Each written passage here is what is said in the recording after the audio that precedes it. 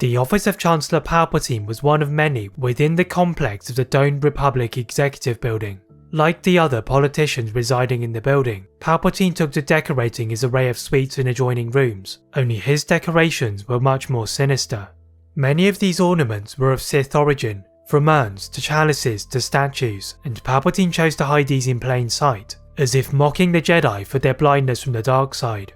What the Jedi thought about these objects can be found in the Legends novel Labyrinth of Evil, in which Mace Windu described Palpatine's collection as curious and unsettling, and this was something he noticed and felt on every visit. As with most of Palpatine's actions, however, the Jedi didn't investigate the true meaning of these decorations, and they paid the ultimate price.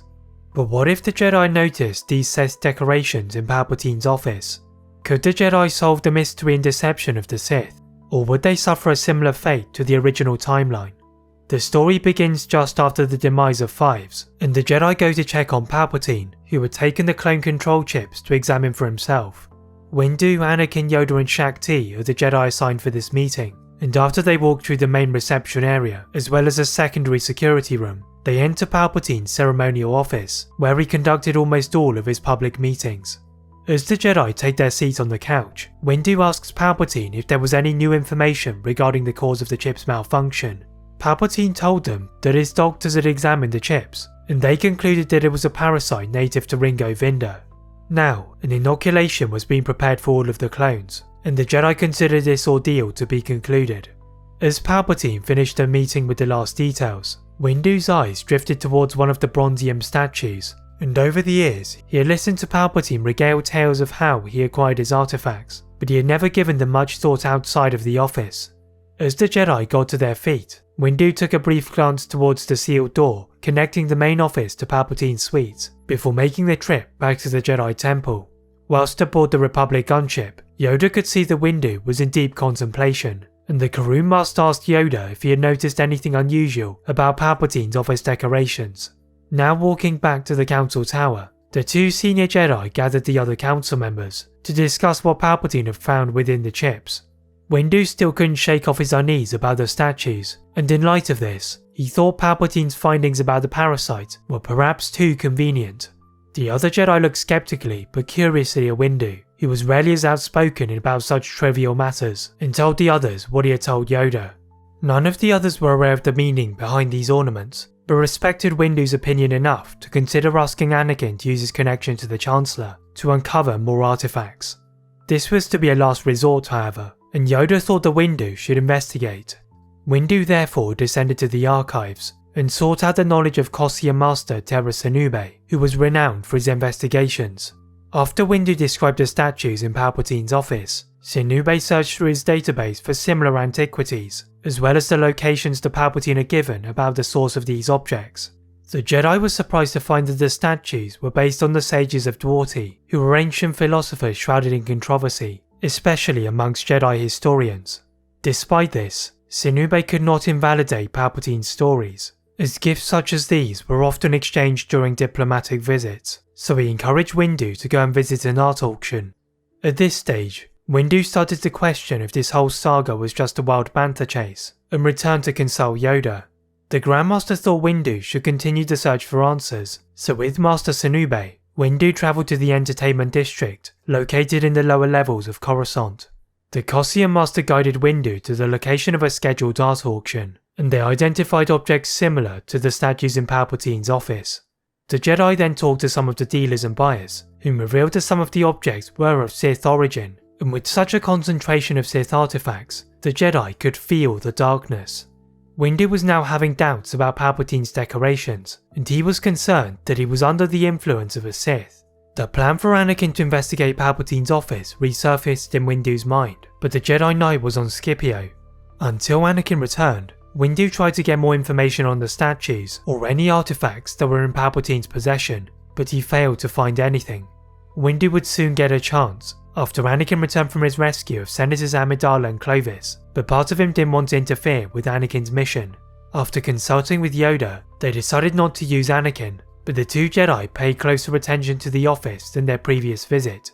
Windu was fortunate that they had not asked Anakin to deviate from his mission, as he could feel the Jedi Knight's anger towards Senator Clovis, and regardless, he was able to get a closer inspection of the statues, whilst the others occupied Palpatine.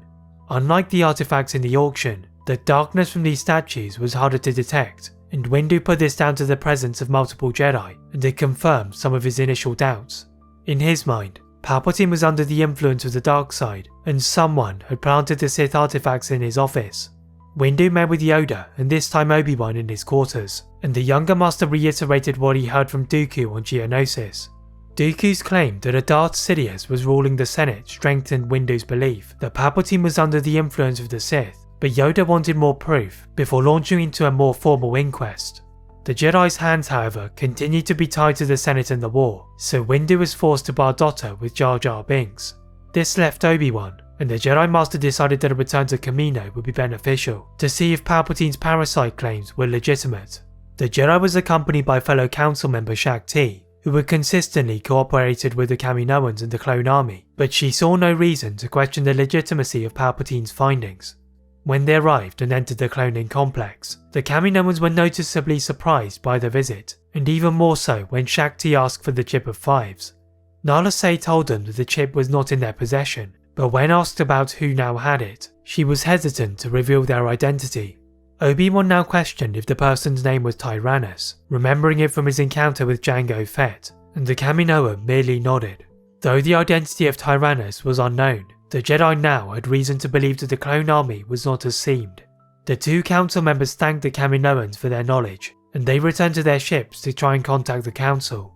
As it happened, Mace Windu was also having a suboptimal mission on Bardotta.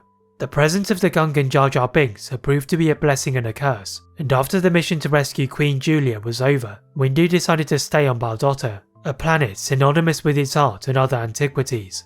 The Jedi examined all of the market stalls and talked to the dealers at great length, and even asked if they had seen the statues of the Dorti sages, like the ones in Palpatine's office.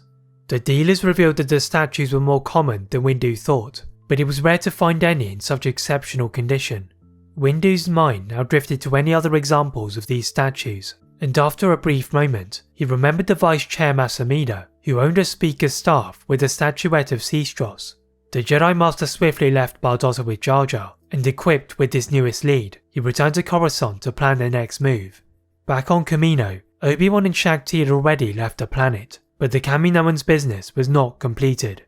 Nala Se and Lama Su thought the Jedi's visit was suspicious, and it seemed that they were growing closer to discovering Order 66. Because of these suspicions, the Kaminoans felt obliged to contact Darth Tyrannus, and he shared their concerns. Tyrannus thought about ordering the Kaminoans to erase all trace of the Jedi's visit, but quickly realised that the Jedi would have already contacted the rest of the Council. Abruptly ending the transmission, the Sith contacted Sidious, and the Sith Lord was even more displeased. After the chips had been returned to his apprentice, Sidious thought that the malfunctioning chip ordeal had been successfully covered up, but it seemed he was mistaken. Sidious now believed he had to accelerate his plans before the Jedi discovered Order 66. Oblivious to the Sith's revised plans, Obi-Wan and Shaak Ti returned to Coruscant, where they and the Council discussed their findings on Kamino in further detail. Combined with Windu's work on Bardotta, the Council were now of the opinion that the Sith were manipulating Palpatine, and he needed the Jedi's help before the Sith took control of the war. Windu, however, wanted to examine Palpatine's speaker Masamida before saving the Chancellor, and suspected that the Trigrian could be the Sith Lord behind the war. The other Jedi agreed to Windu's proposal, and also to examine others close to the Chancellor such as Sly Moore. Yoda tasked himself with speaking to the former Chancellor Finis Valorum, and at his residential estate, the former Chancellor reflected on Masamida's tenure as his Vice Chair. Valorum believed that once Amida saw that his control of Republic affairs was slipping, he moved to subtly support the emerging Palpatine. In his opinion, the Chagrian was merely a follower of power, and when Yoda brought up the topic of the statue of Sistros on the speaker's staff, Valorum believed it was a gift from Palpatine to try and sway Amida to his side.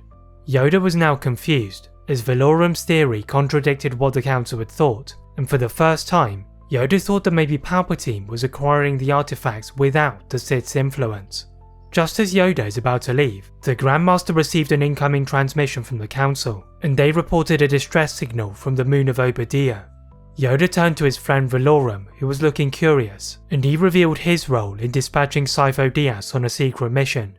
Once Yoda told them about their own findings on Sifo-Dyas, Valorum did not see it as a coincidence that the Obadiah incident occurred close to the time when Palpatine was about to become Chancellor. The implication that Palpatine was either directly or indirectly responsible for the demise of Sifo-Dyas was a startling revelation. If he had known of Sifo-Dyas' plans, it meant that he knew about the clone army years before the Jedi, and he might have even helped to create it. Valorum recommended the Jedi visit the sole survivor of the Obadiah crash, Silman, and Yoda returned to the Jedi Temple again. The Jedi gathered for yet another meeting, and this time, the belief that Palpatine was not a victim of the Sith, rather the cause of their struggles, was growing stronger. Windu could finally put in the plan that had been delayed, which was to get Anakin to explore more of Palpatine's office. The other Jedi were not thrilled with the prospect of exposing one of their own to a potential Sith Lord, and Obi-Wan in particular thought that Anakin's friendship with Palpatine would cloud his judgment. Windu proposed that this would be Anakin's test for his ascension to the rank of Jedi Master, and this time Obi-Wan did not voice his protest, as he felt that he had already resisted Anakin's appointment for the mission. As if to compound his reluctance about the mission, Obi-Wan was given the unenviable task of telling Anakin about his mission. The Master met his old Padawan in his quarters, and as expected, the Jedi Knight was shaking with rage. Many of the trinkets that Anakin had either collected or built dropped from their shelves, and Obi-Wan decided to allow Anakin to vent his frustrations whilst explaining the situation. Anakin did not have the same opinion of Palpatine's artifacts, and accused the Council of wanting to find reasons to kick out the Chancellor. Ever the negotiator, Obi-Wan tried to strike a balance between supporting Anakin but also presenting evidence that the Jedi had uncovered. Once again, Anakin thought the Jedi were spinning these discoveries against Palpatine, so Obi-Wan changed his approach by telling Anakin the Council's earlier theory that Palpatine could be controlled by the Sith. Anakin now viewed the evidence more seriously, and in a complete turnaround from just moments ago, Anakin decided he would try to find more information on these artifacts. The Jedi Knight wasted no time and left the Jedi Temple as fast as his speeder would allow, fearing for the Chancellor's life. The speeder whizzed through the busy traffic, earning disdainful looks from the other pilots, until he reached the Senate office building. Anakin could only slightly calm himself before he reached the office entrance, and when he knocked, Palpatine was surprised to see Anakin. The Jedi Knight now looked conflicted, remembering Obi-Wan's initial suspicions about Palpatine, so he told his mentor his concerns that he could be under the influence of a Sith. This somewhat surprised Palpatine, so he asked Anakin how he could have arrived at such a conclusion. Anakin glanced at one of the statues of Dwarty, and Palpatine realised that his artifacts hidden in plain sight were maybe not as hidden as he thought. Nevertheless, Palpatine hid whatever doubts he had from Anakin, knowing that the Jedi Knight had his unwavering trust, and he gave Anakin an extensive tour of his collection. Anakin had heard some of these tales before, but in light of his conversation with Obi-Wan, he interpreted these differently, and he wondered why Padme had not received any Sith artifacts during her diplomatic visits. After the tour, Anakin bowed to the Chancellor and took off in his speeder, but instead of going to the temple, he headed for Padme's apartment, where the Senator was waiting. Anakin revealed his mission from the Council to Padme, as well as his visit to the Chancellor, and Padme listened with concern. The Senator could not recall ever having received such dark artifacts, so most of Palpatine's decorations were most likely bought from traders or auctions. Though Anakin felt that he could justify Palpatine's stories, he had a difficult time understanding his obsession with the Sith. Anakin didn't know what he should believe, so he returned to the temple to at least complete his mission. Back in Palpatine's office, the Chancellor was growing concerned by the Jedi's recent movements. The seemingly predictable Jedi were now countering his plans, whether or not they knew it, so it was time to prepare for Order 66. The Sith knew the Jedi would be a bigger threat together, so he ordered Dooku to create a number of skirmishes throughout the galaxy. With his apprentice and Grievous delegated to that task, Palpatine had his own role to play, which was to begin convincing the galaxy that the Jedi were rebelling against the Republic, and he believed using Anakin was the key. Unfortunately, the Jedi Council were having similar thoughts. As Mace Windu had promised, Anakin was ascended to the rank of Master, after he revealed his findings in the Chancellor's office.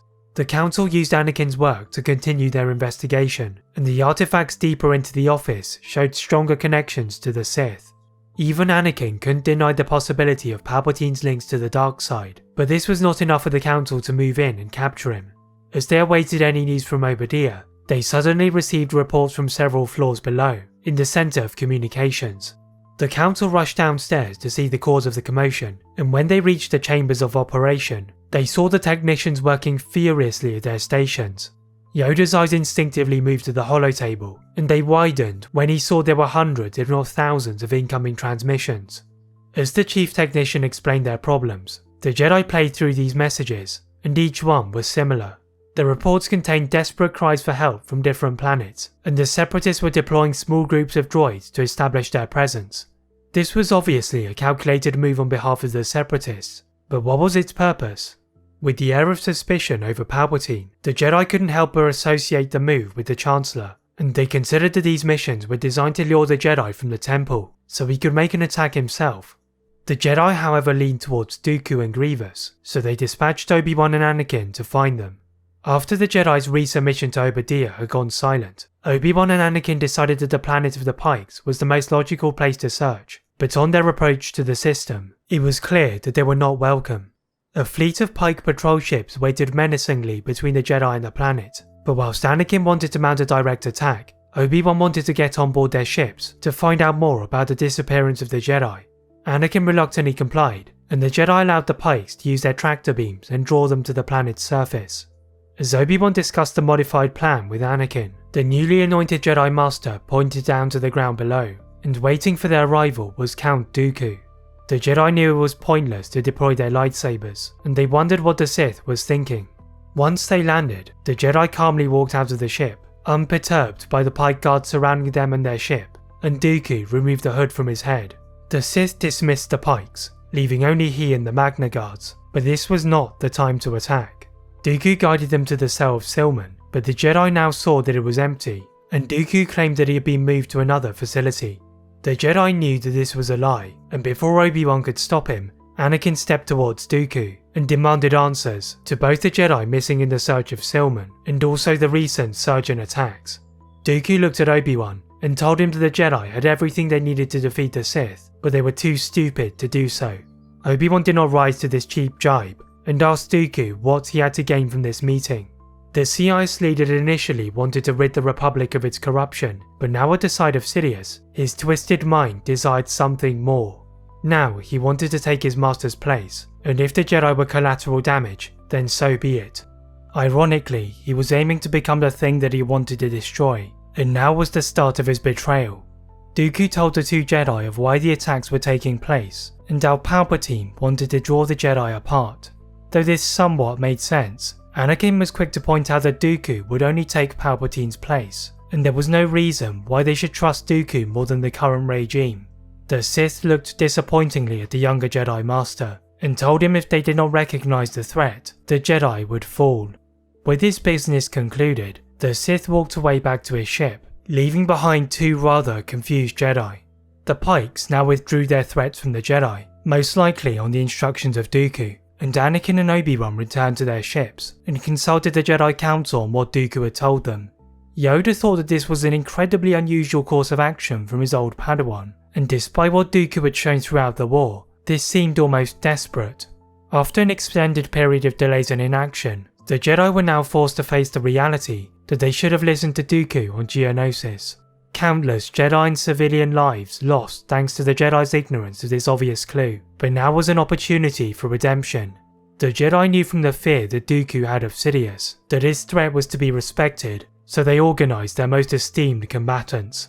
A primary strike team consisting of Jedi Council members was assigned to confront Palpatine, whilst a larger group of Jedi Masters and Knights was scattered throughout Coruscant.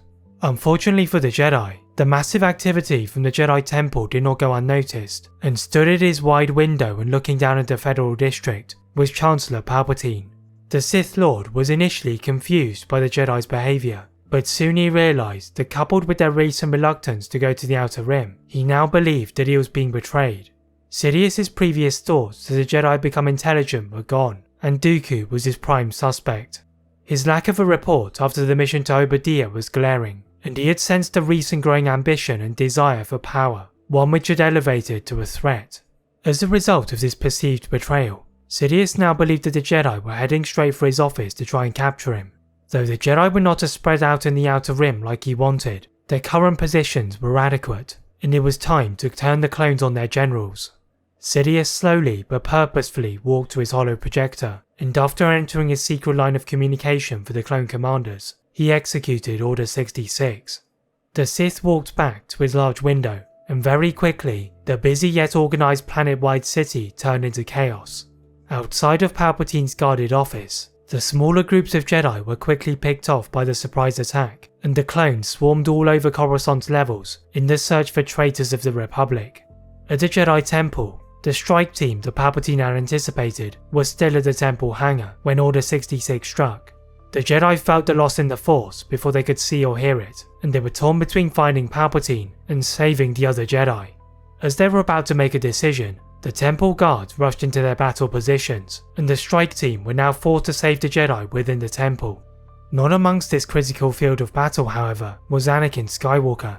Despite his recent ascension to the rank of Master, Anakin was not selected to be a part of the strike team, which he believed was because of his closeness to the Chancellor. Nevertheless, he was now in a position where he was the only Jedi to have a realistic chance of dealing with Palpatine. Gazing up at the skyline from his hidden location on the ground, Anakin suddenly received a transmission, not from the Jedi, but from Padme. The Senator had been in the corridors of the Senate building when Order 66 occurred, and with some of her closest allies, they wanted to uncover why clones were suddenly rushing to and from the building. The session which had been scheduled to begin was cancelled, but within the Senate arena, the hologram of Count Dooku shimmered into view. The Separatist leader panned his eyes around the room, and he realised that he had been just moments too late. His plan to try and deprive Sidious of his political power was scuppered by the premature activation of Order 66. That was until he saw Senator Amidala. In a voice that echoed through the building, Dooku told her and the senators that the chaos was the fault of Palpatine, and it was also he who caused the war. Padme did not believe Dooku, especially after Palpatine had helped her rise to the rank of senator. However, Bail Organa agreed that the Chancellor had been in power for an unusually extended reign, and Padme now recalled Anakin talking about the Chancellor's potential connection to the Sith. Turning away from Dooku to not show her conflicting emotions, Padme made a dash for her office, closely trailed by her allies, and from there she searched for Anakin. Now, she and Anakin discussed this piece of information from Dooku, as well as the situation with the Jedi. Padme's face though soon turned to dismay, realising the only option was for Anakin to confront Palpatine. Neither of them were fond of the plan, given how little they knew about Palpatine's threat, but Anakin would approach with caution. With a determined promise that he would return, Anakin ended the transmission and continued his dangerous ascent to the Chancellor's office. Anakin's journey was made somewhat easier by the chaos from the Senate building, and as the clones were fixated on the senators, the Jedi used their distractions to ascend the visitor's turbolift and head into the Chancellor's office. Anakin took several deep breaths and stepped out of the lift, then to the reception's blast doors. There was no turning back. The door opened with a small hiss via a small wave from Anakin's hand, and the Jedi looked straight ahead to see Palpatine at the window, with his back turned. In a drawling voice, he told Anakin that he knew why he was here. The Jedi was unmoved, and Palpatine turned to face the Jedi Master. Extending one of his hands, he requested for Anakin to join him, and in return, he would offer him safety from this chaos. Anakin looked out of the window, and as well as seeing the growing destruction, he could hear and sense the Jedi's desperate cries through the Force. Looking back at Palpatine, Anakin defiantly shook his head. Palpatine sneered at the Chosen One, and the hand that had offered Anakin protection emitted the brightest Sith lightning. Even Anakin could not react in time to defend the attack, and his body was soon in a world of pain. This was far beyond Dooku's attack on Geonosis, and as his screams reverberated through the room, Palpatine stopped his attack. This was a mere sample of his power, and stepping forwards towards Anakin, he presented one final offer: join him or die. Anakin slowly got to his feet, still wincing from the attack, but bravely ignited his lightsaber. Palpatine looked in disgust at a person he had hoped would be his apprentice, and whom Plagueis had believed to be the Chosen One, and attacked with even more of his power. Anakin raised his lightsaber in an attempt to absorb the attack, but still managing the pain from the earlier attack, he quickly struggled to hold off the Sith Lord. Looking for any other options, Anakin saw some of the artifacts that the Jedi had recently become obsessed about, so he decided to use them as projectiles. Palpatine was forced to deflect and destroy some of his own possessions, and this gave Anakin breathing space to think of another plan. As the Jedi Master lifted the statue of Seastros, he spotted the hilt of Palpatine's lightsaber beneath it. Summoning it to his hand before the Sith, Anakin ignited it and threw it towards the window, shattering it into thousands of shards. Even the clones, who had been preoccupied with hunting the other Jedi, were alerted, and Anakin saw them approaching. Palpatine cackled, knowing Anakin would soon be trapped, but he was not called the hero with no fear for nothing. Anakin threw several Sith urns around Palpatine, and leaving the Sith to breathe in the ashes, he took a leap of faith to the ground below. The clones looked down at Anakin, then towards Palpatine, who was struggling after Anakin's last attack. At the sight of the struggling Chancellor, the Coruscant Guard used their grappling cables to burst into the office and check on his condition. Palpatine initially thought about chasing after the Jedi, but he soon devised a much more devious plan. The Sith Lord ordered the clones to clean up his office, whilst he made his way to the main arena. When he reached his podium, still coughing from the attack, Dooku was still there in his hologram form, and Palpatine was furious. He now regretted not eliminating his apprentice straight after the secret meeting on Obadiah, so now he decided to use Anakin's attack as a show of the Jedi's betrayal of the Republic. Though there were few senators present, Palpatine knew that his speech was being broadcast across the galaxy, and soon the opinion of the Jedi would turn. Dooku knew this too, and he decided for his own plan to succeed, he could not just allow Palpatine to brainwash the galaxy. Dooku now exposed Palpatine, knowing his master could not attack him in a public setting, and slowly the other senators returned to witness the speech. Back at the Jedi Temple, Anakin's battle with Palpatine had drawn away some of the clones, and the Jedi were slowly regaining control of their home. The debate between Palpatine and Dooku reached the ears of the Jedi, and the original strike team could now mount their capture of Palpatine. Like Anakin, the small team of Jedi used the chaos to their advantage, and they made their way to the open window of Palpatine's office. The clones were about to leave after cleaning up his office, so they weren't prepared for the surprise Jedi entrance. Mace Windu led the swift destruction of the small squad, and now properly within the interior of the building, they met Amidala and our allies in the corridors. The Jedi were given a more than thorough account of recent events, and the strike team decided to make their move. The empty repulsor pods were now vehicles for the Jedi to surround Palpatine's podium, and the Chancellor accused the Jedi of another attempt on his life. But now, the Jedi deployed their evidence, which was in the form of Palpatine's Sith artifacts. The Jedi and Dooku described these in a negative light, in the hope the galaxy would think Palpatine was not as he seemed. The Chancellor narrowed his eyes, and he had seen enough.